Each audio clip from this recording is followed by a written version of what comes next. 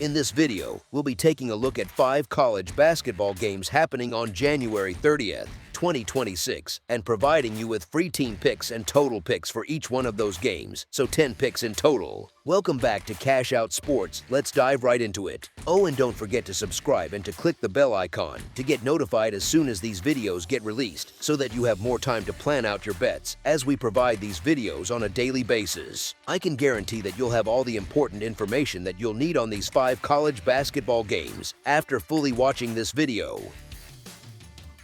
One more thing before we start, if you would like to gain access to our best exclusive sports picks to take your journey to the next level, then check out our Patreon in the link down below, where we offer our best single picks, parlay picks, and much more. Now let's get started.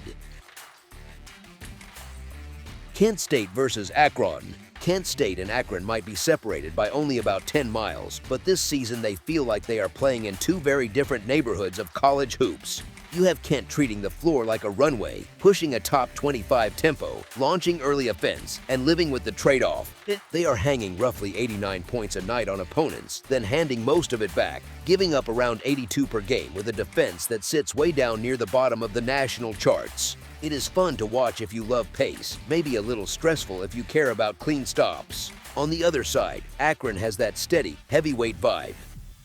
17-4 overall, 8-1 in the MAC, 2-time defending league champs, and the preseason pick to run the conference again. This is the group that walked in knowing who they are. They are putting up about 92.6 points a game and allowing roughly 75.5, which works out to a margin in the mid-teens that fits what the eye test tells you. They have stacked 7 straight wins, stretched a home win streak at James A. Rhodes Arena to 27, and most recently handled Toledo 91-81 right in that building. You can almost hear the buzz in the gym on a Friday night just looking at those numbers. Odds makers have not exactly been subtle about which side they respect. At home, Akron is sitting around -11.5 on the spread, a big number in a rivalry spot, but not that far off the gap they usually create once you subtract what they give up from what they score. Kent, by contrast, is living closer to the edge, barely outscoring opponents on average despite all that offensive firepower, which makes every lull feel bigger for them.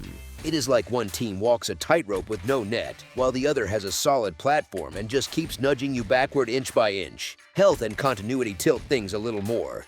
Both sides are expected to be at full strength based on current reports, and everyone mentioned in the latest notes, names like Tavari Johnson, Amani Lyles, and Evan Mahaffey for Akron, along with Delreco Gillespie and Cian Medley for Kent State, is on the active roster and logging real minutes with no flagged issues as of now. When a favorite has its core rotation intact, at home, in a familiar rivalry setting, that stability tends to show up late, in shot selection, in late-game composure, and honestly in how coaches manage foul trouble and timeouts. Now, it is still a rivalry, and the history between Kent State and Akron across sports has been close for a long time, which is why people around campus love to remind you the all-time hoop series is basically a coin flip. But this particular season feels less like a coin flip and more like a matchup where one program is clearly carrying itself like the MAC standard and the other is trying to keep up. If you imagine this game playing out possession by possession, you can easily see Kent having little hot streaks, maybe cutting into the lead with a flurry of threes. But over 40 minutes, the combination of Akron's scoring punch, that home court streak, and their defensive edge makes it much easier to picture the favorite stretching out some breathing room rather than hanging on by a thread. As our first pick for this matchup, the Akron Zips to cover the spread as favorites is our full game side pick. A projected total around 170.5 points is rare air for a college game. Since the start of the 2020 to 2021 season, totals in that 169 to 171 window have only shown up a little over 60 times, and those games have landed under slightly more often than not, somewhere around 53% of the time. So we are already dealing with a threshold that history treats as ambitious, even when both offenses look explosive on paper. You can see why the books pushed it this high, though. Kent State just put up 107 in a wild shootout against Miami of Ohio, and that sort of box score jumps straight into every model and every talking head segment. Akron has been on a heater of its own, averaging around 90 points over its last handful of outings, which ends up in those matchup blurbs that highlight recent scoring runs. When casual bettors pull up the game on an app or see the ticker on Fox or ESPN, that combination of recent point bursts almost dares them to say, sure, both teams will run it up again. Here is the thing. When you strip away the noise and just look at styles, Kent State almost needs the game to become chaos.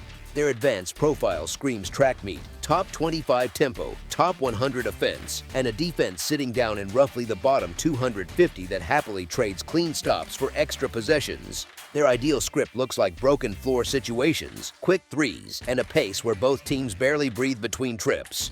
If you enjoy MAC-10 on a midweek night, that is the exact vibe you have in mind.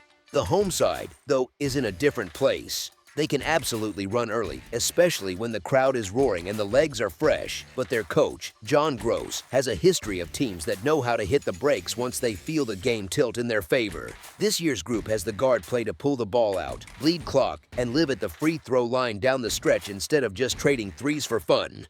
In a high-total environment, that late shift from wide open to more half-court sets can quietly shave multiple possessions off the game, even if you still walk away thinking, "That felt fast." There is also the human side of a rivalry like this. Nerves early can mean slower decision-making, coaches calling more set plays, and referees setting a tight whistle tone in the first few minutes. Sometimes that leads to free throws, sure, but it can also drag the rhythm into something more choppy than the raw tempo numbers suggest. Even when both offenses have serious firepower, clearing a bar north of 170 requires a lot of things to keep going right, from shooting variance to foul trouble to how often the final minute turns into intentional fouls instead of dribbled-out possessions. It can still be a high-scoring, entertaining game that feels like offense first, and yet, almost quietly, it lands a handful of buckets short of that lofty mark. All of this is still a projection built on current season stats, historical results for similar totals, and what both teams have shown in their 2025 to 2026 profiles so far. It is not a guarantee, just the most reasonable way to read a total this inflated when you balance raw scoring numbers, pace, coaching tendencies, and the natural tension that comes with a rivalry night. As our second pick for this matchup, under the projected total is our full game total pick. Michigan versus Michigan State. Rivalry night in East Lansing always feels a little bigger than whatever the rankings say.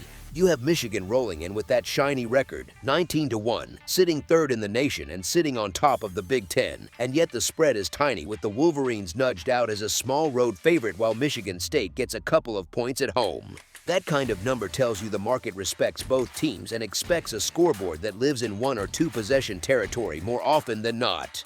It is the classic question for anyone staring at a betting slip. Do you really want to lay points with the road team in a rivalry where emotion, whistles, and random swings tend to drive the story? Or would you rather tuck those points into your pocket and ride with the home crowd noise at Breslin? Michigan has looked like a machine most nights, and that is not an exaggeration. 19-1 on the season, fresh off handing Nebraska its first loss and doing it in a way that kept their grip on first place, sends a clear message that this group has not just been winning, it has been stepping up in big spots. They score right around 91 points per game, which is absurd for a major conference schedule, and they get there by pushing pace, running off misses, and turning normal possessions into fast ones again and again. That kind of tempo is fun to watch and scary for anyone sitting on an underdog ticket, because runs come in waves and a 5-point lead can become 15 fast. The flip side, and bettors know this from experience, is that a fast game gives the other team more chances too, so the volatility cuts both ways and makes any single spread feel a little shakier than usual. On the other bench, Michigan State brings a very different kind of comfort. Their record is 19-2, they are ranked 7th, and they are coming off a 7-game winning streak that includes that overtime grind at Rutgers where they had every chance to fold and simply did not.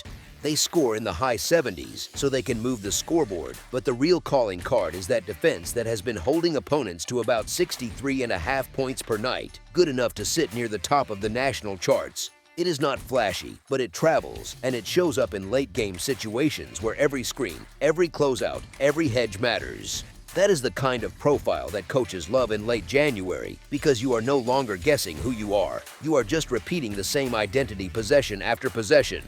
Here is the thing that makes this matchup feel even more tilted toward chaos.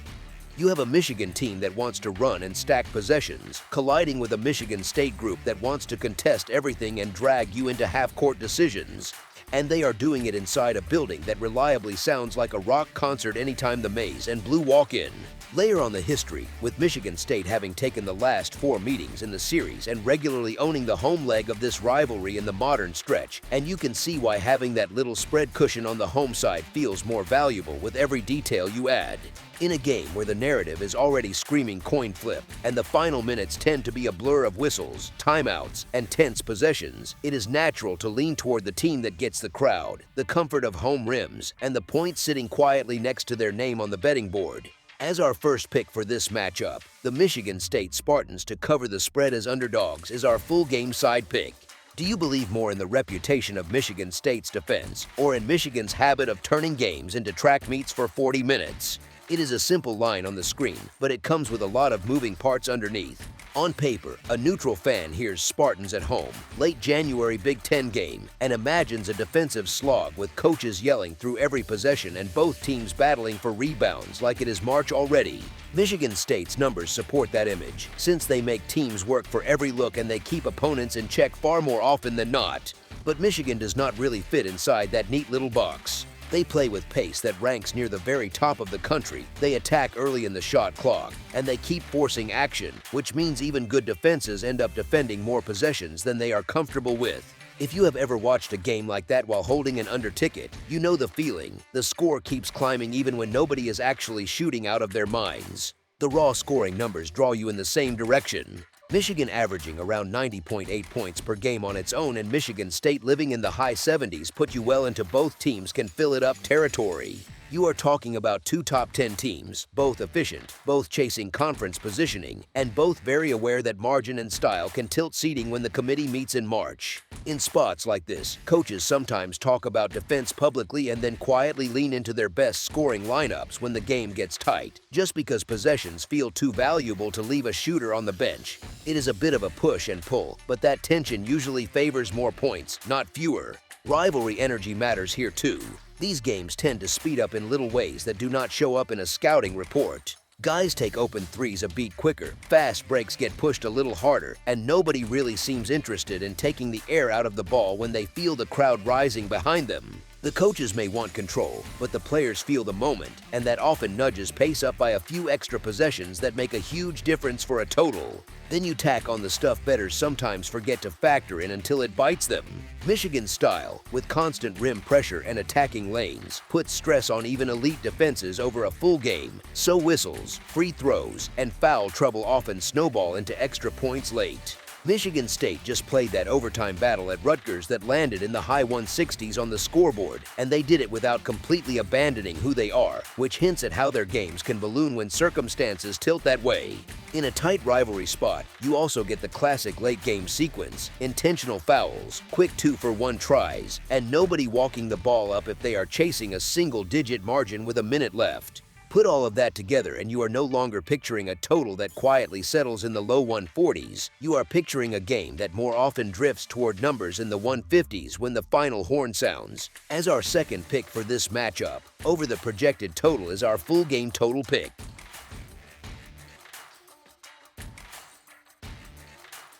Dayton versus St. Louis. Chaifetz Arena on a Friday night is a rough place to try to patch up a 3-game skid, and that is exactly where Dayton has to go.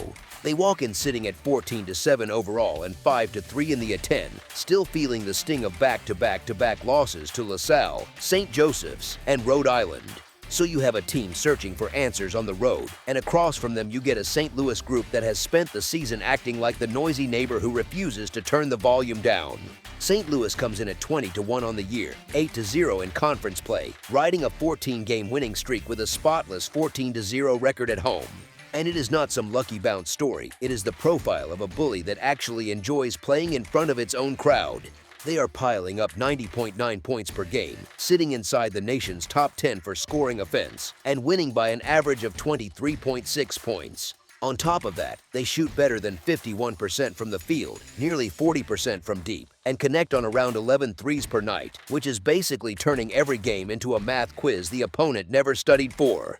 The fun part, at least if you wear blue, is how they get those numbers. Their attack runs through sharing the ball, with a point center type presence in Robbie Avila reading the floor and a crew of guards like Trey Green, Dion Brown, and Kellen Thames, who can each take over stretches without hijacking the offense. It feels more like a relay race than a solo sprint. One guy hands off to the next, and the scoreboard keeps rolling. Even their recent scare against George Washington, a 79-76 escape where Green poured in 23, turned into another reminder that this team can wobble a bit and still stand up straight in the final minutes. Dayton shows up with a very different personality. Their numbers lean more toward grit and defense than fireworks, around 76.7 scored and 69.3 allowed. That is solid, but it is not the kind of output that usually walks into a true road cauldron and controls the night without help. And right now, their rotation has been through the ringer. Amiel Letong and Malcolm Thomas have only recently worked their way back from lower body and ankle issues, so they are on the floor but still chasing their best rhythm. Key playmaker Jordan Durkak remains out with his own lower body problem after missing multiple games, so that puts more shot creation and decision-making on the shoulders of Javon Bennett, Deshane Montgomery, and Bryce Hurd in one of the loudest buildings in the league. If you have ever tried to run a half-court set while the entire arena feels like it is vibrating, you know that is not easy on a fully healthy roster, let alone one that has been patched together for weeks. Odds makers have taken notice of all this, shading the line toward the home side and hanging St. Louis as roughly an 11.5-point favorite. What is interesting is that this number still sits well below their average margin and does not totally capture the gap between a confident, deep, mostly healthy home machine and a road team trying to stop a losing streak with a shorthanded group. If you imagine 10 different ways this game might unfold, St. Louis racing out early, St. Louis answering a second-half push, even St. Louis trading runs but steadily pulling away, most of those mental replays end with the favorite winning by more than just a single late possession. That is the lane this matchup keeps nudging us into. As our first pick for this matchup, the St. Louis Billikens to cover the spread as favorites is our full game side pick. The projected number sits in the low 150s, which is a hefty bar for an A10 game, and it basically asks whether St. Louis can pull Dayton into its preferred kind of night. Honestly, that is where things get pretty entertaining. St. Louis has not just been high-scoring, they have been efficient in a way that makes teams feel like they are constantly chasing. They put up those 90.9 points per game on 51.7% shooting from the floor and 39.5% accuracy from three, with about 11 made threes sprinkled into every contest. Because the scoring is spread across multiple players and the ball moves, the production does not suddenly dry up when the coach turns to the bench. The faces change, the shot quality does not. Opponents still manage to score 67.3 per game against them, which quietly tells you that the pace and shot volume stay high enough for both sides to find points. Dayton, on paper, leans more toward defensive pride, but their own numbers say they are absolutely capable of adding fuel to a higher total. They average 76.7 points per game, shoot 45.1% from the field, and, maybe most importantly for totals players, live at the free throw line with 19.5 made free throws per outing. Those free throws matter because they stop the clock while the points keep ticking, especially in games where the underdog refuses to go away. Dayton also allows more threes than they knock down themselves, around 7.5 made versus 8.3 allowed, with opponents hitting 35.2% from deep. Now line that up against one of the most accurate perimeter attacks in the country, in a home arena that feeds off big momentum threes, and you start to see why this total is not shy. Game script only adds more weight to that picture. If St. Louis jumps out early, we are likely to see an up-and-down tempo, more possessions, more bench minutes, and the sort of garbage time points that look meaningless in the standings but count all the same for a total. If Dayton hangs around, the final few minutes could turn into a parade to the stripe, with both teams comfortable enough at the line in the mid-70s to keep padding the score. Either way, you do not actually need both teams to put together a flawless shooting night to land in the 150s. You really just need St. Louis to be the top 10 caliber scoring offense they have been in Dayton to play like the proud, stubborn opponent they have been all season, even in games where the result does not go their way. That combination has a habit of pulling scoreboards higher than people expect. As our second pick for this matchup, over the projected total is our full game total pick.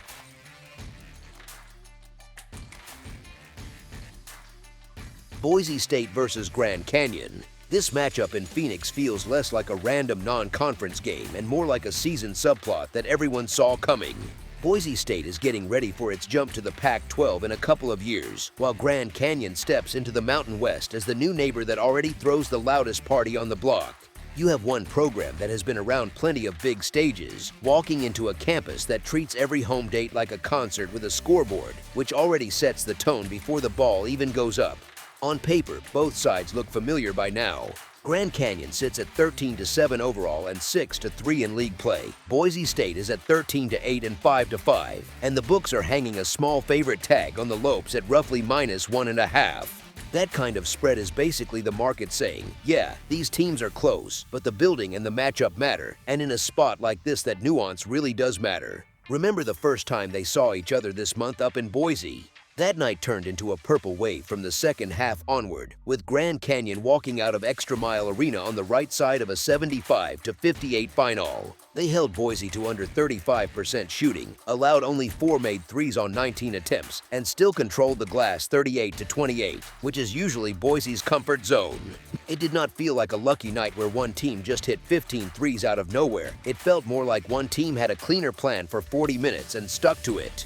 Boise's identity this season still leans on defense first, offense second. Underneath the surface numbers, their efficiency on that end has hovered around top-tier territory, especially when you look at how well they clean the defensive glass and how often they finish possessions with one shot and done for the opponent. The flip side is the part that makes bettors a little nervous. The offense has sat closer to the middle of the national pack, and the conversations around the program keep circling back to guard play, turnovers, and certain stretches where the half-court just bogs down.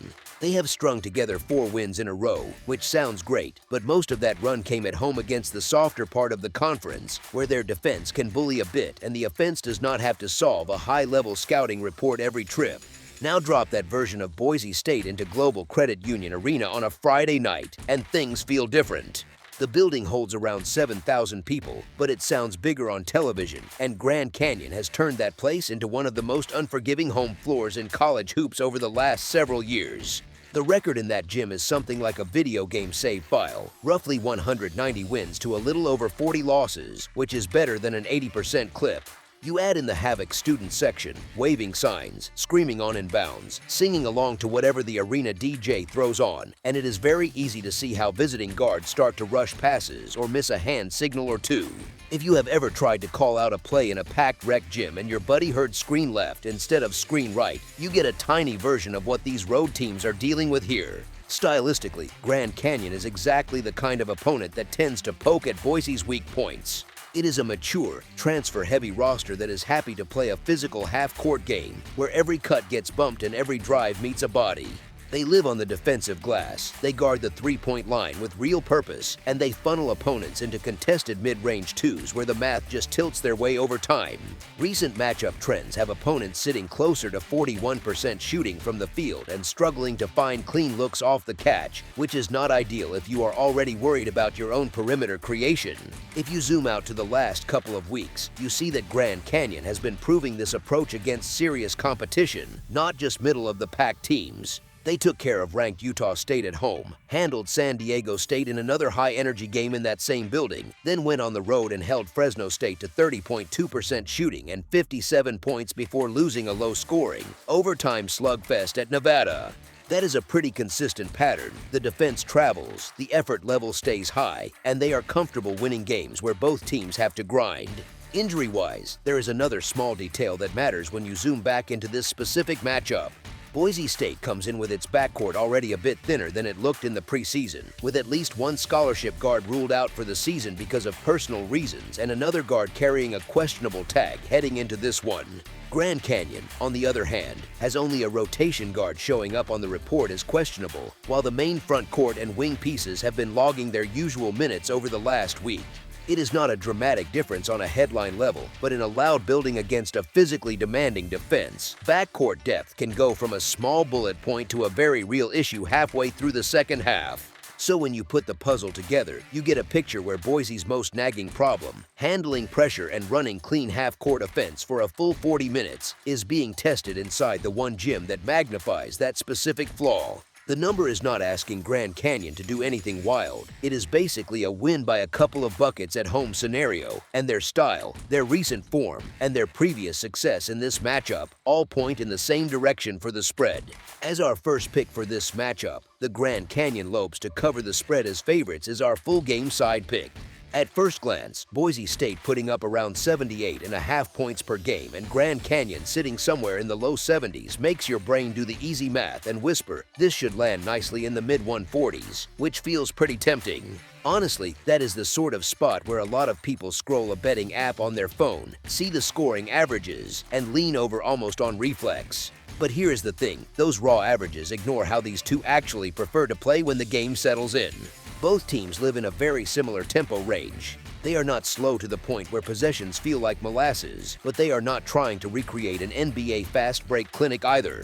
Each side hovers right around 70 to 71 possessions per game, which is basically national average, with a clear preference for structured sets, calling plays from the sideline, and making you score in the half court instead of trading runouts for 40 minutes. It is more chess than pinball, which matters when you are talking about a total that expects real pace and clean offense from both sides. Boise State has leaned into a very specific identity this year, defend at a high level first, and hope the offense finds enough pockets of rhythm to get by.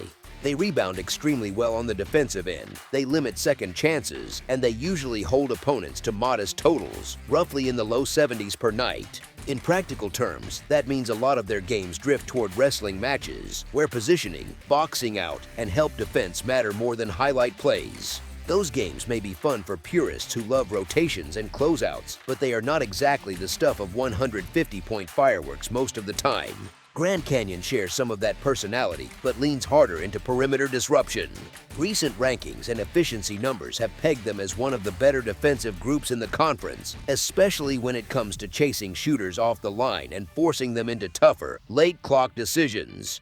They like to take away the first read, force a second or third pass, and by the time a guard finally sees a crease, there are maybe 8 seconds left to create something from nothing.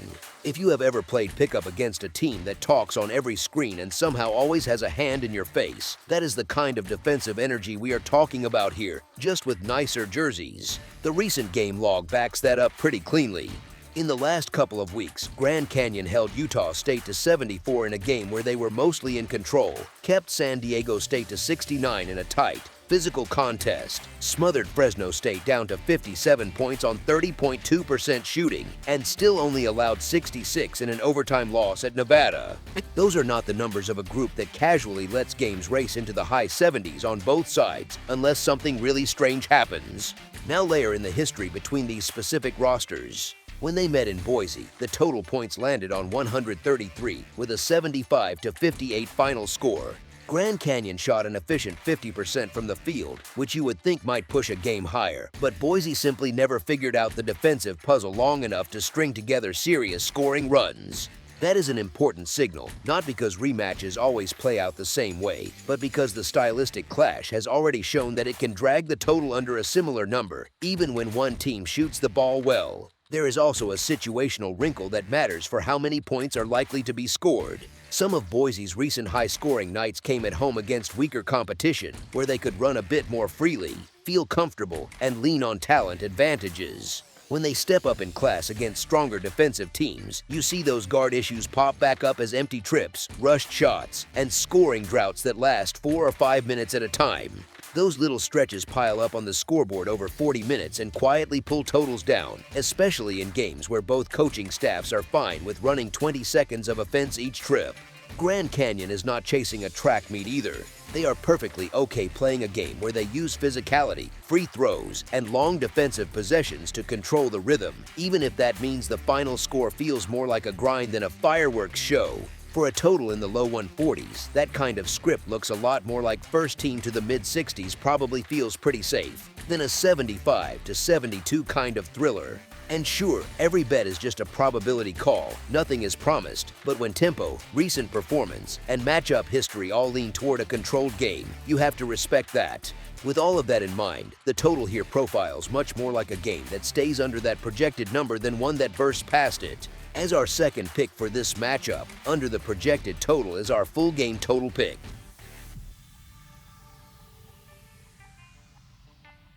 UNLV versus Nevada. Nevada hosting UNLV on a Friday night in Reno is not just another box on the Mountain West schedule. It is one of those nights where the whole state quietly takes sides. You have the rivalry energy, the Silver State pride angle, and a Wolfpack group that has settled into the role of grown-up in this matchup, sitting around 15-6 overall and 7-3 in league play, while UNLV comes in closer to 10-10 and 5-4 after getting knocked back a bit by recent losses to San Diego State and New Mexico at home. The market has priced that story pretty clearly, with Nevada laying somewhere between 7.5 and 8 points at Lawler, and that already tells you who is being treated as the steadier team. Before we even talk about how those points might look on the floor, it helps to clean up the availability picture. For UNLV, several backcourt and frontcourt pieces are officially there on the roster but essentially written out of the script right now. Miles Chi is sidelined with a foot issue, Mason Abitin is out with his own undisclosed problem, and Laji Dembele is nursing a foot injury that the program has already treated as a long-term situation, so they are not realistic factors for this matchup. Nevada's situation is simpler, with center Joel Armatrading still out due to a shoulder problem, which trims a little size, but does not reshape the entire rotation. One more wrinkle, UNLV forward. Tyron Jones exited the New Mexico game almost immediately with an injury and never returned, and the only thing that has been publicly confirmed is that he left early and stayed out, so anything more specific than that right now would be guesswork and not something you want to lean on as a fact. Now, when you watch how Nevada plays at home, especially in this building, their profile fits the picture of a favorite that can actually stretch a margin instead of just hanging on to a lead. They score in the mid-70s most nights and hold opponents in the low 70s, which gives them roughly a +6 scoring margin built on boring but very profitable habits like defending the glass, playing through contact, and turning possessions into free throws. What is funny is that they are not just a slow, methodical half-court group anymore. They have layered in a more aggressive pressing identity, and you could see that personality clearly in that early season beatdown of Louisiana Tech, where the press forced mistake after mistake and turned defense into easy points without much drama. That kind of identity travels, but it looks even better with your home crowd behind it. Their recent win over Grand Canyon is a good snapshot of how hard they can be to put away in this building. They fell behind, they looked a little flat, and then the game went to overtime anyway and turned into a comeback story, with the bench erupting for more than 40 points and the arena sounding more like a concert than a regular season game. That sort of depth plus crowd plus resilience is exactly what you want behind a favorite that is asked to win by more than a couple of baskets. On the other side, UNLV is coming in off that heavy New Mexico loss that their own coach labeled unacceptable, and it capped a brutal stretch of 3 games in 7 days that clearly weighed on their legs and on their decision-making. This group has shown flashes of really good basketball, but they have also been one of the more volatile teams around, swinging from impressive performances to head-scratching ones. When you pair that inconsistency with a short-handed backcourt and some moving parts in the rotation, it becomes harder to trust them to deliver a full-game performance that matches Nevada's baseline in this setting. Here is the thing that keeps circling back in this matchup.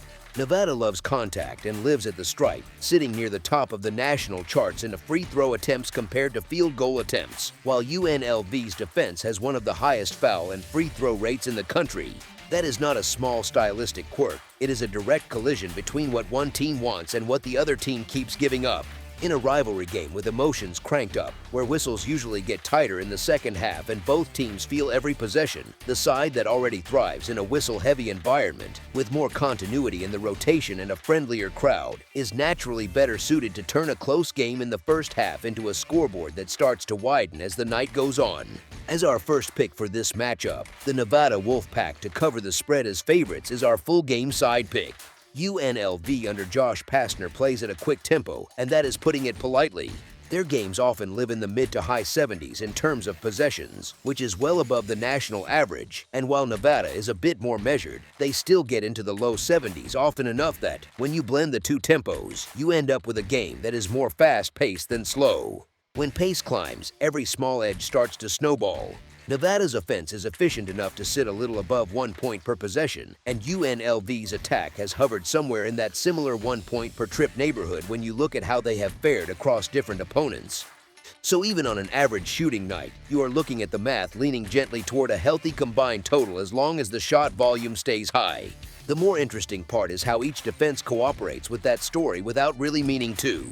UNLV's defense has given up a very friendly, effective field goal percentage, with opponents hitting shots at a rate that makes life hard for any under tickets. They also foul a lot, which means more free throws, more stopped clocks, and more points without any time ticking away.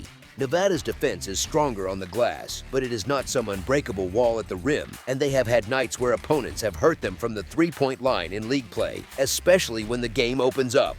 When you add in the rivalry wrinkle, things tend to get a little wild. Coaches will preach toughness and focus, but once the game turns into a real emotional event, you see rush jumpers, quick pull-up threes, and that familiar sequence where a foul, a stare down, and another whistle turn a 2-minute stretch into a parade of free throws. Those are exactly the kind of tiny chaos pockets that shove a total higher. There is also the way both teams respond to scoreboard swings. If Nevada gets out to a lead, UNLV is not built to slow things down and quietly accept a slow, low-scoring finish. They prefer to keep pushing, taking quick shots, attacking off the bounce, and trying to flip the rhythm of the game, which usually means more possessions instead of fewer. If UNLV catches fire early, Nevada's instinct at home is not to grind everything to a halt and play a game in the 50s. It is to answer with their own aggression, keep attacking the lane, and keep the scoreboard turning. And then there is the late-game script that bettors know all too well. If the spread lands anywhere near expectations in the final minute or two, you are staring at the classic foul game. The trailing team stretches the clock by sending the favorite to the line. Both coaches trade timeouts to squeeze extra possessions, and what looked like a comfortable pace toward a mid-range total can suddenly pick up 8 or 10 points in what feels like a blink. Given the pace profile, the defensive tendencies, the free throw habits, and the rivalry emotion, this matchup shapes up much more like the kind where the scoreboard operator gets a serious workout than a quiet, grindy defensive clinic. As our second pick for this matchup, over the projected total is our full game total pick. That's all for now, so if you have any other games you would like reviewed, then leave a comment down below with the game you would like analyzed, subscribe to our channel, leave a like on this video, and we'll get to it as soon as we possibly can. We would also love to hear your opinion on the picks presented to you in this video, whether you agree or disagree with them, so leave a comment down below and do let us know.